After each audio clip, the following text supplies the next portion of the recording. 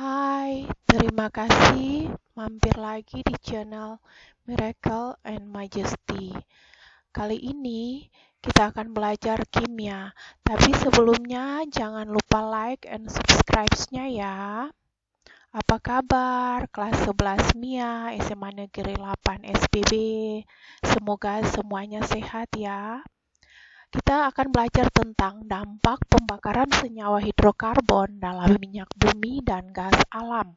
Dampak yang pertama yaitu kabut asap. Kabut asap atau smoke adalah asap dari pembakaran senyawa minyak bumi dan gas alam seperti pada pabrik dan kendaraan bermotor yang menyatu dengan uap air sehingga menimbulkan kabut yang pekat. Kabut asap berbahaya karena mengganggu pandangan, menyebabkan pengendara tidak bisa melihat jauh. Kabut asap juga mengakibatkan gangguan saluran pernafasan, mulai dari radang, asma, hingga kanker dan kematian. Dampak yang kedua yaitu hujan asam. Hujan asam terjadi ketika nitrogen oksida atau NO2 dan sulfur dioksida atau SO2 dari asap pembakaran minyak bumi dan gas alam naik ke permukaan atmosfer dan bereaksi dengan uap air. Reaksi ini mengakibatkan terbentuknya asam nitrat dan asam sulfida di awan. Asam ini akan turun ke tanah ketika hujan terjadi, menjadi hujan asam. Hujan asam berbahaya karena mengakibatkan korosi atau pengkaratan pada logam. Hujan asam juga mengakibatkan kerusakan tanah dan kematian pada tumbuhan. Dampak yang ketiga yaitu pemanasan global. Gas karbon dioksida yang dikeluarkan pembakaran minyak bumi dan gas alam adalah gas rumah kaca. Artinya, gas ini menyerap panas. Meningkatnya gas karbon dioksida diakibatkan meningkatkan suhu atmosfer bumi dan menyebabkan perubahan iklim. Ini berakibat pada perubahan cuaca dan tidak menentu, kekeringan, dan bencana alam lainnya. Yang keempat, gangguan pernafasan. Pembakaran bahan bakar dari minyak bumi dan gas alam yang berlangsung tidak sempurna akan menghasilkan gas karbon monoksida atau CO. Di samping itu juga ada gas karbon dioksida atau CO2.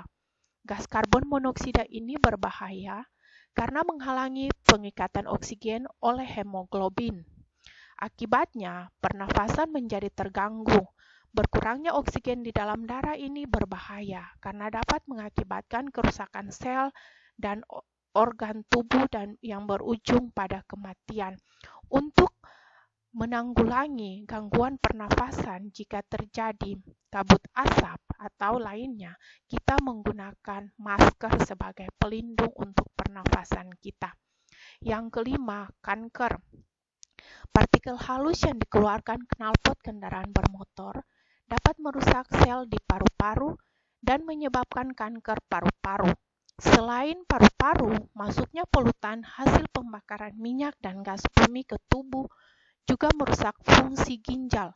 Ini terjadi karena ginjal berfungsi untuk menyaring kotoran dari darah, sehingga kotoran yang berkumpul di ginjal akan mengakibatkan kanker ginjal.